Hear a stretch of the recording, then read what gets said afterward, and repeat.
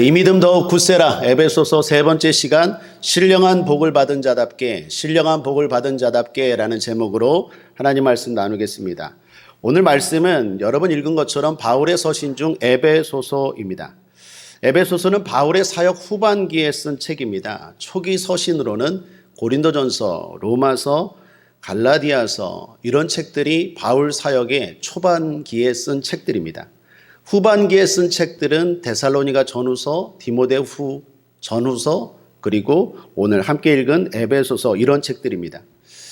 바울의 초반기 사역 서신들을 보면 대단히 신앙이 날카롭습니다. 그래서 논쟁이 많습니다. 끊임없이 유대인들과 논쟁하고 기독교를 번증하는데 시간을 다 할애합니다. 그리고 좀 극단적입니다. 예를 들면 이런 말 들어봤죠. 내가 하나님을 위하랴 사람을 기쁘게 하랴. 이게 바울의 초반기 때 신앙입니다. 그러니까 하나님 아니면 사람, 막 극단적인 중도가 없습니다. 화합이 없습니다.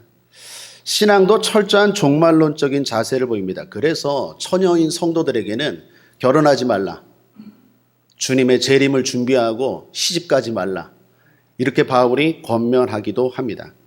어떻게 보면 좀 심해 보입니다. 그러나 사실 그와 같은 바울의 노력이 있었기 때문에 교회가 바른 진리 위에 세워질 수 있었습니다. 그렇게 강하지 않았다면 진리가 물에 물 탄 듯 술에 술 탄 듯 아마 흐지부지 했을 것입니다. 그런데 바울 사역의 후반기를 보면 태도가 좀 바뀌는 걸 알 수 있습니다. 특히 에베소서가 그렇습니다. 에베소서를 보면 바울의 신앙이 대단히 부드러워졌습니다. 그리고도 깊어졌습니다. 그래서 말투도 논쟁조가 아닙니다. 서술조입니다. 설명합니다. 복음이 뭔지, 교회가 뭔지, 신앙이 뭔지 논쟁하지 않습니다. 바울의 눈에 교회, 신앙 이런 것들이 눈에 들어오기 시작합니다. 그리고 어떻게 하면 든든히 세워질까, 견고히 세워질까, 바르게 세워질까, 이 부분에 대한 고민이 많습니다.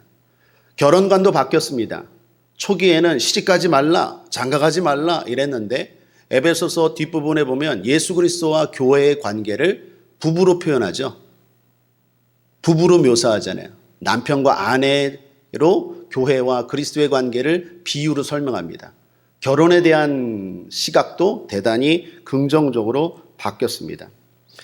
이와 같은 바울의 변화를 제가 말씀드리는 것은 사람이라면 바람직한 변화고 그리고 당연한 인지상정이다라는 것입니다.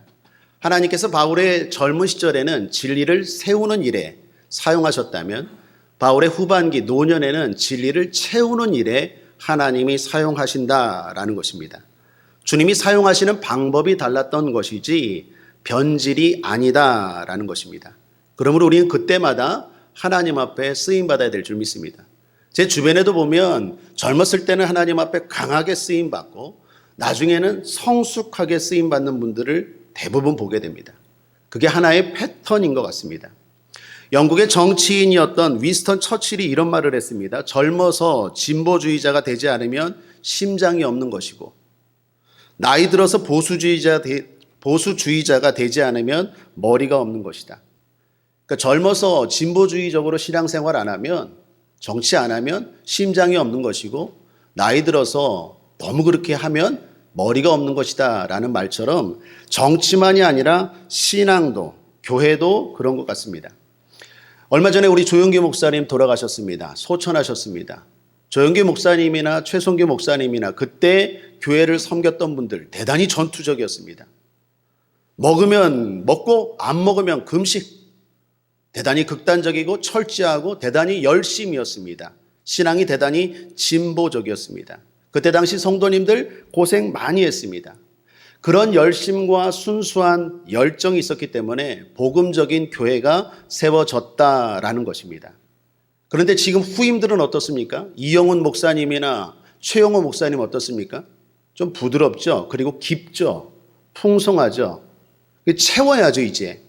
옛날에는 무턱대고 믿었다면 정신없어서 급박해서 전진했다면 이제는 좀 더 돌아봐야죠. 견고하게 세워야죠. 그래서 선배들이 세운 것들을 무너뜨리지 말아야 되죠. 그러므로 이거는 그때그때마다 하나님이 사용하시는 방법이다라는 것입니다. 교회만이 아닙니다. 개인적인 신앙도 마찬가지입니다. 진리를 위해서 싸울 때도 있습니다. 젊을 때는 그렇게 믿어야 됩니다. 논쟁도 해야 됩니다. 진리가 뭔지 따져야 됩니다. 생각해야 됩니다. 그러나 나이가 들어가면서는 이제는 어떻게 해요? 다시 한번 진지하게 생각하고 채워나가야 합니다. 이게 모든 교회나 정치나 모든 사회가 다 그렇다라는 것입니다. 그런 의미에서 오늘 서론이 길었는데 에베소서가 우리의 신앙을 견고하게 하는 책입니다. 성숙하게 하는 책입니다. 바울이 노년기에 쓴 책이기 때문에 대단히 교회가 신앙이 뭔지에 대해서 풍성하게 가르쳐 주고 있다라는 것입니다. 이 수요 예배 시간에 에베소서 말씀을 나누면서 이 마지막 때 사이비와 이단이 난무하는 이 시대에 우리의 신앙이 더욱 흔들림 없이 세워져 나가기를 주님의 이름으로 축복합니다. 자, 오늘은 에베소서 세 번째 시간으로 4절부터 6절까지의 말씀을 나누고자 합니다. 제목을 신령한 복을 받은 자답게라고 잡았습니다. 여러분, 나답게라는 말이 유행인 것 같아요. 나답게 살아야지, 나답게 살아. 그리고 서로 이렇게 격려하는 것 같아요. 너답게 살아. 왜 그 연예인을, 왜 그 정치인을, 왜 그 사람을 모델로 삼아? 너는 너야, 너답게 살아 라고 사람들이 서로 격려하고 권면합니다. 근데 문제가 있습니다. 정작 나다운 게 뭐죠? 나다운 게 뭔지를 사람들이 몰라요. 나답게 살고 싶은데 나다운 게 뭔지를 잘 몰라요. 그래서 어떤 사람들은 사주를 보기도 하고 또는 혈액형 등으로 자기를 규명하려고 해요. 아, 나는 AB형이니까 이런 거구나. 나는 B형이니까 이런 거구나. 난 A형이니까 소심하구나. 뭐 이런 식이죠. 이런 비과학적인 방법을 싫어하는 사람들은 심리 상담이나 아니면 인문학 같은 거 연구하거나 아니면 관련 서적들을 읽으면서 자신을 파악하려고 노력합니다. 재미있는 것은 제가 나답게라는 것에 대해서 조사하다가 책 하나를 발견했는데 제목이 나는 나답게 살기로 했다라는 책이었습니다. 그 제목이 일단 호감이 가서 봤더니 올 초에 나온 책인데 저자가 손힘찬이라는 분인데 아버지가 일본 사람이고 어머니가 한국 사람입니다. 그러니까 혼혈인이죠. 누구보다도 내가 누구인지 자기의 정체성에 대해서 치열하게 고민하고 생각했던 사람이에요. 나는 누구인가? 나답게 살고 싶은데. 그 책을 좀 속독으로 읽어봤어요. 이 사람이 말하고자 하는 결론이 뭔가 했더니 결론이 그거예요. 내 정체성을 찾아라. 그리고 구체적인 방법으로 제시하는 게 독서를 해라. 또 운동을 해라. 뭐 명상을 해라. 뭐 이런 이야기더라고요. 사랑하는 여러분, 권면하고 질문합니다. 나답게 사는 게 뭐죠? 우리는 그것을 어디서 찾아야 됩니까? 항상 그렇듯이 답은 성경인 줄 믿습니다. 성경은 우리가 어디서 와서 무엇을 하다가 어디로 가는지 가르쳐 주고 있다라는 것입니다. 특히 오늘 본문이 그 답을 주고 있습니다. 나답게 살고 싶은데 2021년도 나답게 살고 싶은데 하나님 앞에 나다운 모습으로 쓰임받고 싶은데 무슨 어떤 연예인이나 그런 사람을 쫓아가는 삶이 아니라 하나님 앞에 내 자신 그대로 젊으면 젊은 대로 나이 들으면 나이 들은 대로 나답게 살고 싶은데 어떻게 쓰임받고 싶을까? 그 삶이 어떤 것인가 알고 싶다면 오늘 말씀을 잘 봐야 된다라는 것입니다. 지난 시간에 바울이 찬송하리로다 라는 말로 편지를 시작했죠. 3절에 보면 찬송하리로다 라고 시작했죠. 이게 한글 성경으로는 끝나지만 헬라어 성경으로는 202개의 단어가 한 호흡으로 이어져요. 쉼표가 없이, 마침표가 없이. 그러니까 한마디로 찬송이 터진 겁니다. 여러분 그럴 때가 있죠. 이 찬송을 하는 게 아니라 찬송이 막 터져 나올 때 없습니까? 있다고 하시죠? 없습니까? 찬송이 터져 나올 때가 있어요. 막 은혜가 임하면 계속 막 찬송이 터져 나오죠. 나도 모르게 그냥 막 흥얼거죠. 막 멜로디, 그 막 우리 182장, 뭐 193장 막 이렇게 보혈 찬송 계속 시리즈로 부르는 것처럼 막 찬송이 터져 나올 때가 있죠. 바울이 그런 거예요. 그렇게 찬송하리로다 라고 말하면서 이유를 말해요. 그 이유가 뭡니까? 신령한 복을 받았대요. 그러므로 찬송하리로다. 자기도 찬송하고 너희들도 찬송하라는 거예요. 신령한 복입니다. 신령한 복 받았으니 찬송하래요. 이 말은 불평하지 말라, 부러워하지 말라, 원망하지 말라. 그 말이 다 포함된 거예요. 찬송하라라는 말에는. 그러면 신령한 복이 뭡니까? 신령한 복은 한마디로 구원이라는 거예요. 우리는 구원받았다. 그러므로 찬송하라라는 것입니다. 그런데 사람들이 구원에 대해서 잘 모릅니다. 예수 믿는 사람들도 구원에 대해서 잘 모르는 것 같아요. 바울이 봤을 때 에베소 교회 성도들도 성도들인데도 불구하고 구원에 대해서 뭔가 오해하고 있었던 것 같아요.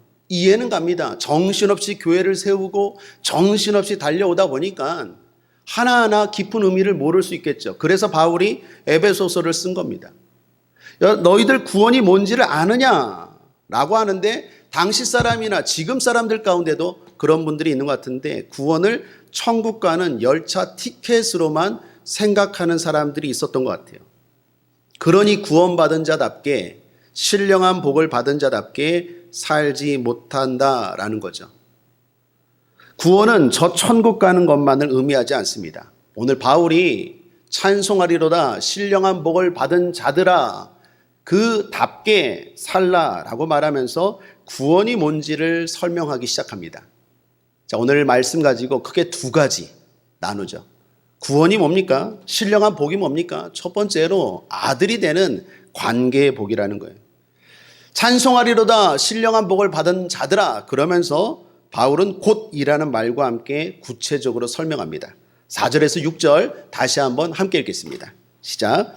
곧 창세 전에 그리스도 안에서 우리를 택하사 우리로 사랑 안에서 그 앞에 거룩하고 흠이 없게 하시려고 그 기쁘신 뜻대로 우리를 예정하사 예수 그리스도로 말미암아 자기의 아들들이 되게 하셨으니 이는 그가 사랑하시는 자 안에서 우리에게 거저 주시는 바 그의 은혜의 영광을 찬송하게 하려는 것이라.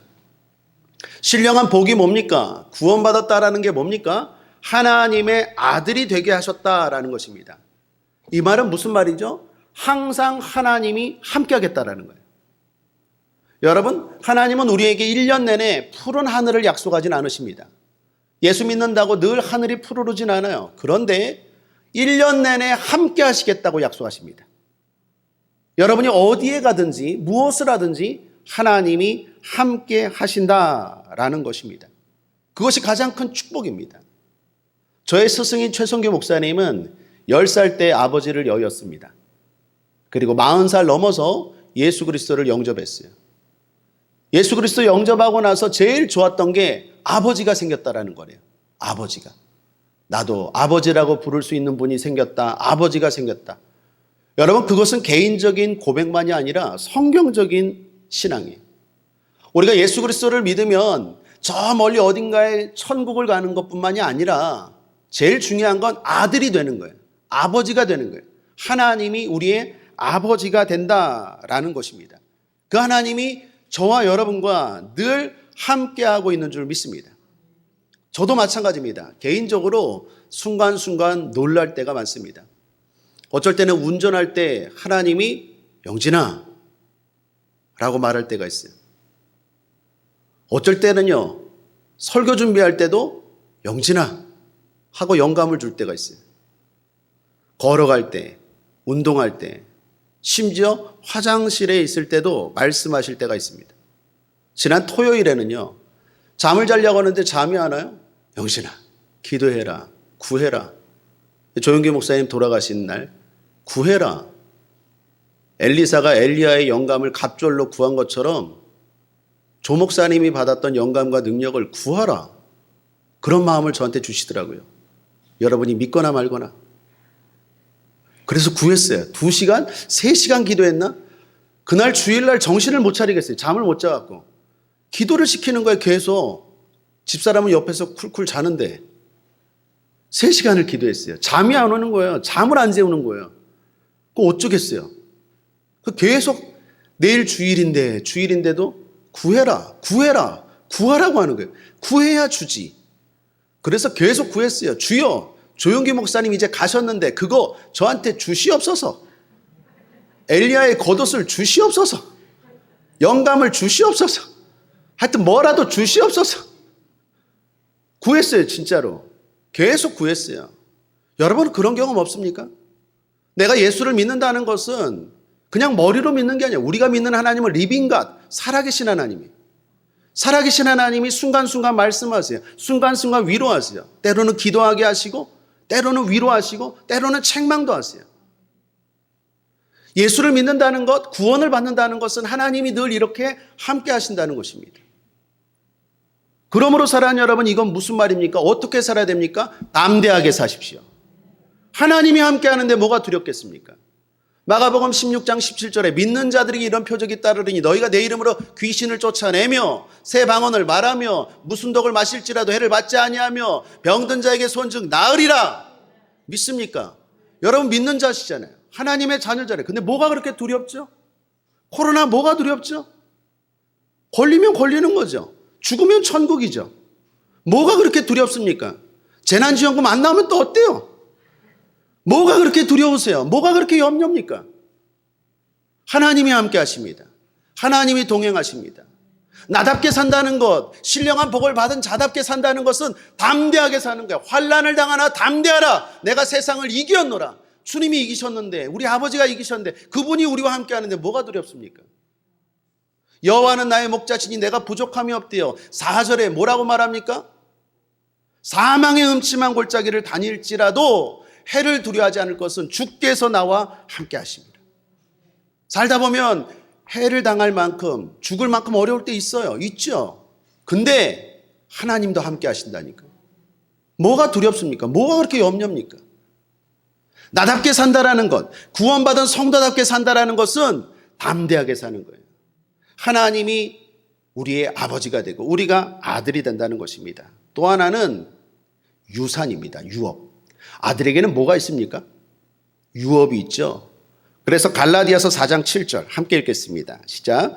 그러므로 내가 이후로는 종이 아니요 아들이니 아들이면 하나님으로 말미암아 유업을 이을 자니라. 여기 유업은 하나님 나라를 말합니다. 히브리어로 나할라라는 말로서 영생을 포함한 하나님의 나라에 관련된 모든 것을 말해요. 사랑하는 여러분, 우리에겐 유업이 있습니다.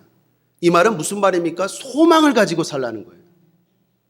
우리에게 뭔가 있어요. 그냥 가는 게 아니에요.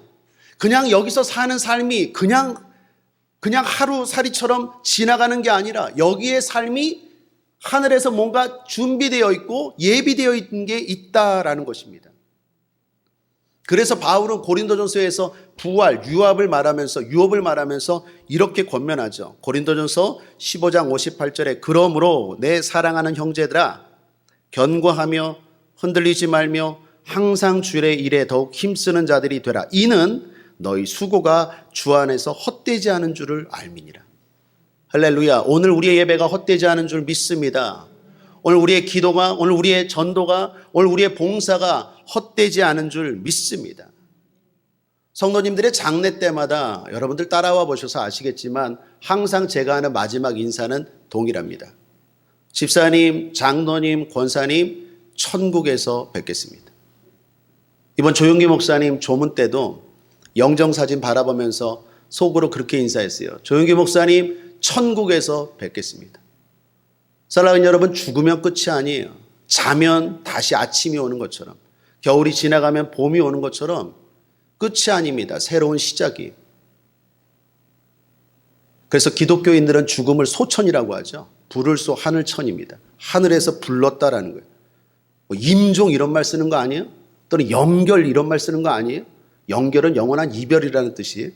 좀 고상하다고 그런 한자 쓰면 안 돼요. 기독교는 항상 죽음을 소천이라고 말해요.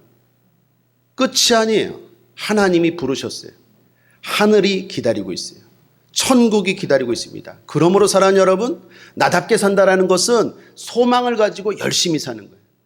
내가 오늘 이 수고가, 내가 오늘 이 예배가, 내가 오늘 이 봉사가 사람들이 보지 않아도, 누가 보지 않아도 하나님이 보신다라는 소망을 가지고, 하늘에 유업이 기다린다는 소망을 가지고 열심히 믿음으로 사는 거예요.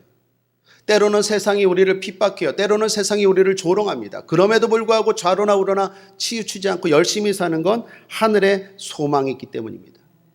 바울은 디모데후서 4장 8절에서 이렇게 말합니다. 이제 후로는 나를 위하여 의의 면류관이 예비되었으므로 주곧 의로우신 재판장이 그날에 내게 주실 것이니 내게만 아니라 주의 나타나심을 사모하는 모든 자에게니라. 과거 제가 다른 교회에서 목회할 때 열심히 교회를 섬기는 구역장님이 계셨습니다.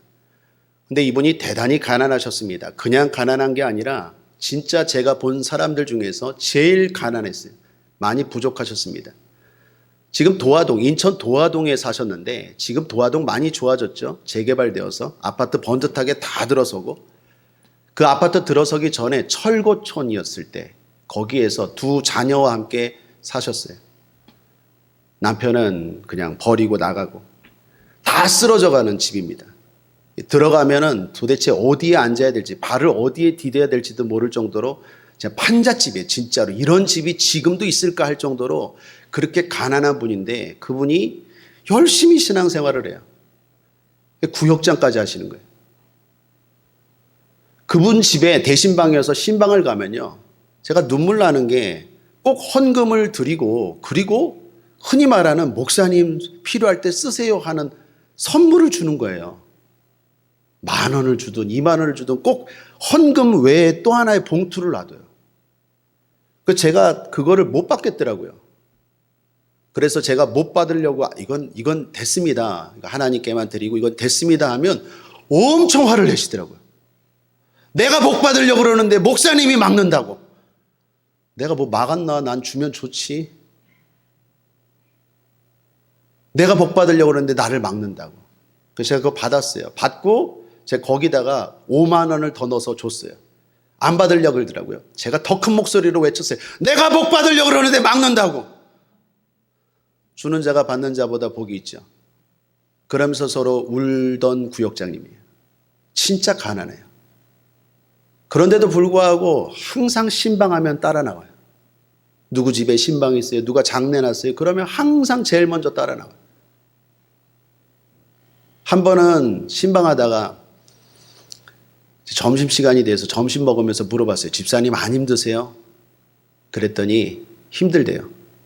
힘들 때는 어떻게 하세요? 그랬더니 그때 그 집사님 말을 지금도 잊지 못해요. 힘들면 하늘을 봐요. 힘들면 하늘을 봐요. 힘들 때마다 하늘을 본대요. 그러면 스테반 집사 이야기인 것 같아요. 그분이 성경 지식이 그렇게 많지는 않거든요. 하늘이 열리고 하나님, 예수님이 보이는 것 같아요. 예수님이 보이는데, 그러면 힘이 난대요. 또 뭐 이까지 판잣집, 이까지 난 구역장인데 난 소망을 가지고 또 열심히 그렇게 뛰어가는 거예요. 다행인 것은 지금 뭐 딱지인가요? 뭐 그런 거 돼서 그래도 임대아파트 번듯한데 지금은 들어가서 살고 계세요. 사랑하는 여러분, 소망이 있습니다. 바울은 이렇게 말하죠. 우리가 바라는 것이 이 땅의 것이면 세상 사람들 중에 가장 불쌍한 사람이 우리라고. 우리의 바라는 것이 저 하늘이 되기를, 저 하늘을 바라보고 열심히 달려가기를 주님의 이름으로 축원합니다. 두 번째로 은혜로 되어지는 감사의 복입니다. 다시 한번 4절에서 6절을 한번 읽어보겠습니다. 함께 읽겠습니다. 시작. 곧 창세전에 그리스도 안에서 우리를 택하사 우리로 사랑 안에서 그 앞에 거룩하고 흠이 없게 하시려고 그 기쁘신 뜻대로 우리를 예정하사 예수 그리스도로 말미암아 자기의 아들들이 되게 하셨으니 이는 그가 사랑하시는 자 안에서 우리에게 거저 주시는 바 그의 은혜의 영광을 찬송하게 하려는 것이라. 여기 중요한 말이 대단히 많습니다. 특별히 우리를 택하사 우리를 예정하사입니다. 이게 기독교 교리 가운데 가장 중요한 것 중에 하나라 할 수 있는 선택과 예정입니다. 하나님이 나를 선택하셨습니다. 하나님이 나를 예정하셨습니다. 요한일서에서도 보면 요한 사도가 이렇게 말하죠. 요한일서 4장 10절에 사랑은 여기 있으니 우리가 하나님을 사랑한 것이 아니요 오직 하나님이 우리를 사랑하사 우리 죄를 위하여 화목제로 그 아들을 보내셨음이니라. 하나님이 우리를 먼저 사랑하셨어요. 우리가 하나님을 사랑한 게 아니라 하나님이 먼저 사랑하시고 선택하셨어요. 예정입니다. 요한복음에도 예수님이 이렇게 말씀하시죠. 요한복음 15장 16절에 너희가 나를 택한 것이 아니요 내가 너희를 택하여 세웠나니 라고 말합니다. 주님이 우리를 선택하셨습니다. 자, 그런데 여기 중요한 말이 있어요. 잘 보셔야 되는 게 창세 전에 우리를 구원하셨대요. 이 창세 전이라는 말이 대단히 중요합니다. 창세 전이라는 말은 하나님의 영역에 대해서 우리가 전혀 아는 바가 없을 때예요. 다시 말하면 시간과 공간도 있기 전이에요. 시간도 만들기 전, 공간도 만들기 전에, 창세 전에 하나님이 우리를 선택하셨대요. 그런데 사람들이 오류에 빠지고 자꾸 문제가 되고 자꾸 어려움을 겪는 이유가 있어요. 여기에 자꾸 시간의 개념을 넣기 때문에 그래요.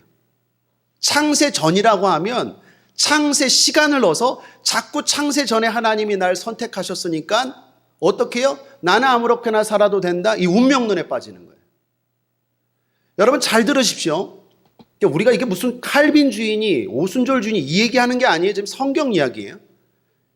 이건 대단히 중요한 건데 창세 전이라는 건 시간의 개념을 넣으면 안 돼요. 그러니까 이렇게 생각하면 거의 비슷할 거예요. 하나님이 통치하시는 영역과 세상이라는 영역을 구분해서 생각해야 돼요. 이게 어렵죠. 우리는 시간과 공간에 제약을 받기 때문에 생각하는 게 어려운데 이 두 가지가 따로는 개념이에요. 그래서 창세 전이라는 말에 자꾸 시간을 넣어요, 사람들이. 그러면 운명론에 빠지는 거예요. 나는 어차피 구원받았어. 그 대표적인 게 구원파예요. 난 어차피 구원받았으니까 막 살아도 천국이야. 구원은 소멸되지 않아. 구원은 사라지지 않아. 그러니까 나는 이제 아무렇게나 살아도 세월호가 빠질 때 그 사람들 안 구해도 착한 일 안 해도 많은 죄들을 지어도 나는 천국이야. 이런 운명론에 빠지는 거예요. 이 잘못된 예정이에요. 그런 얘기가 아니에요. 창세전의 시간 개념을 넣으면 이런 오류에 빠집니다. 여러분 그런 의미에서 성경도 다시 보시면 아까 제가 요한일서 4장 10절 소개했죠. 11절을 보십시오. 사랑하는 자들아 하나님이 이같이 우리를 사랑하셨은즉 이제 우리는 어떻게 해야 됩니까? 우리도 서로 사랑하는 것이 마땅하도다. 하나님이 우리를 사랑하셨습니다. 하나님이 우리를 구원하셨습니다. 그러므로 우리는 막 살아도 된다가 아니라 우리도 사랑해야 돼요. 요한복음 15장 16절도 마찬가지입니다. 너희가 나를 택한 것이 아니요 내가 너희를 택하여 세웠나니 그러므로 어떻게 해요? 막 살아도 됩니까? 아니요. 이는 너희로 가서 과실을 맺게 하고 또 너희 과실이 항상 있게 하여 내 이름으로 아버지께 무엇을 구하든지 다 받게 하려 함이니라. 어떻게 살아도 나는 구원받을 운명에 처했다라는 게 아니라 우리는 과실을 맺는 삶을 살아야 돼요. 그러므로 예정론에서 선택과 예정에서 조심해야 되는 게 운명론에 빠지는 거예요. 그러면 시간 개념을 자꾸 넣어버리면 이단에 빠지게 되고 그리고 신앙에 대해서 오해하게 되는 거예요. 마치 나는 따놓은 당상인 것처럼. 여러분 하나님이 우리를 구원하셨지만 우리도 어떻게 해요? 열심히 믿음으로 살아야 돼요. 운명론에 빠지지 않게 되기를 주님의 이름으로 축복합니다. 또 하나 선택과 예정에서 주의해야 되는 게 다른 사람의 구원이에요. 여러분 이 얘기를 주님이 왜 하십니까? 우리의 구원, 나의 구원을 말하기 위해서 하신 말씀이에요. 내가 받은 신령한 복을 생각해야 돼요. 그런데 어떤 사람은 예정받지 않은 사람의 저주를 생각합니다. 그건 바른 자세가 아니라는 거예요. 선택과 여정에서 중요한 것은 나의 구원이에요. 내가 구원받았다는 것, 그거 분명하고 그 구원이 내가 은혜로 되었다라는 거예요. 창세전에 하나님이 선택하셔서 은혜로 되었다는 거예요. 그러므로 나는 구원받았고 나는 하나님을 찬양할 수밖에 없는 존재이다 라고 생각하라고 이 얘기를 하는 거지. 그러면 저 사람은 구원받았나? 저 사람은 예정이 안 됐나? 그런 식으로 빠지면 안 된다는 거예요. 그거는 월권이에요. 하나님의 영역을 침범하는 거예요. 많은 사람들이 예정을 이야기하면서 다른 사람의 구원을 이야기합니다. 하나님은 그런 의미로 이 말씀을 하신 게 아니에요. 그거는 우리도 몰라요. 누가 구원받았는지, 누가 예정받았는지. 우리가 확실하게 아는 것은 가슴에 손을 얹고 따라하겠습니다. 내가 구원받았다는 사실입니다. 또 하나, 은혜로 구원받았다는 사실입니다. 이것만 기억하면 돼요. 이게 선택과 예정을 하신 말씀의 의도예요. 그런데 저 사람은, 저 집안은, 저 누구는 예정을 안 받았나? 그건 월권입니다. 하나님의 영역을 침범하는 거예요. 선택과 예정을 말할 때 항상 범하는 이유, 실수가 이 두 가지예요. 하나는 시간의 개념을 넣어서 운명론에 빠지거나 하나는 자기의 은혜를 생각하지 않고 다른 사람의 구원을 자꾸 논하거나, 둘 다 잘못된 거예요. 하나님이 지금 이 얘기를 하는 건 뭡니까? 네가 은혜로 구원받았으므로 네 공로나 네 노력이 아니라 은혜로 구원받았으므로 날마다 그 은혜에 감사하고 찬양하며 살라는 거예요. 그러므로 사랑하는 여러분, 여기 두 번째 큰 우리가 우리답게 사는 모습이 있습니다. 찬양하며 살게 되길 바랍니다. 감사하며 살게 되길 바랍니다. 하나님이 저와 여러분을 선택하셨습니다. 하나님이 저와 여러분을 구원하셨습니다. 그 하나님의 은혜에 감사하고 날마다 무슨 일을 당하든지 감사와 찬양이 끊어지지 않게 되기를 주님의 이름으로 축원합니다. 찬송가 한 장 하죠. 찬송가 102장입니다.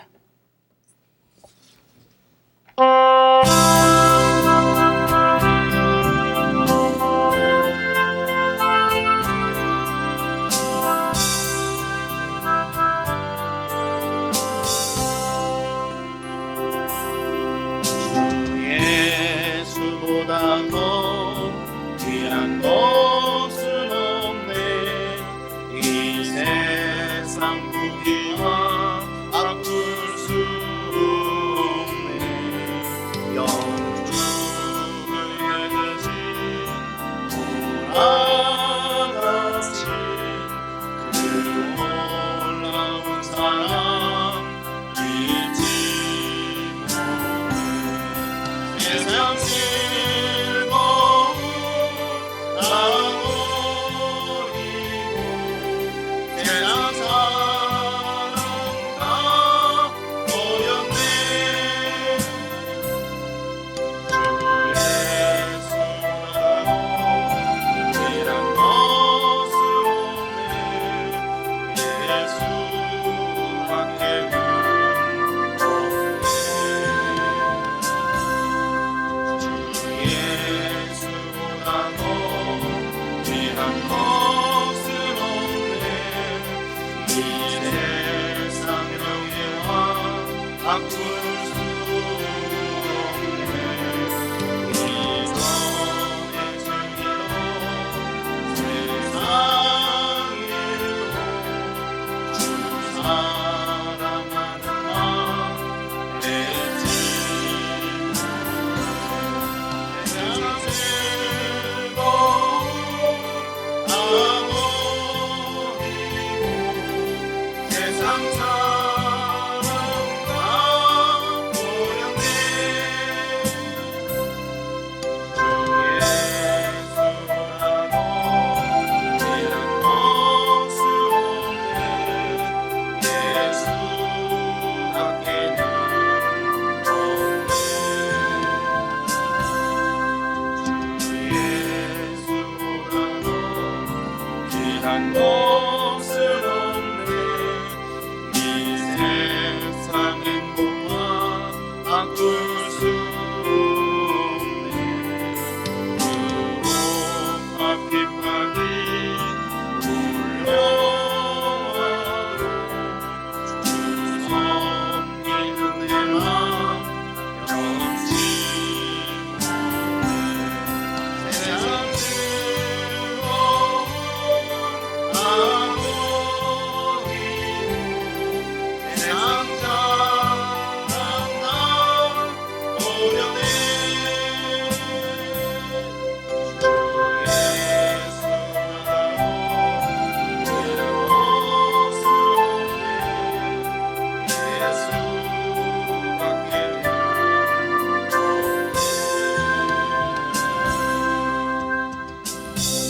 없네. 예수밖에는 주님밖에 없습니다. 우리가 주님 안에서 나답게 사는 저와 여러분 되길 바랍니다. 여러분 말씀 정리 거기 써놓은 거 한번 함께 읽고 이제 기도합시다. 함께 읽죠. 시작. 신령한 복을 받은 자는 하나님의 아들입니다. 그러므로 담대하게 소망을 가지고 살아야 합니다.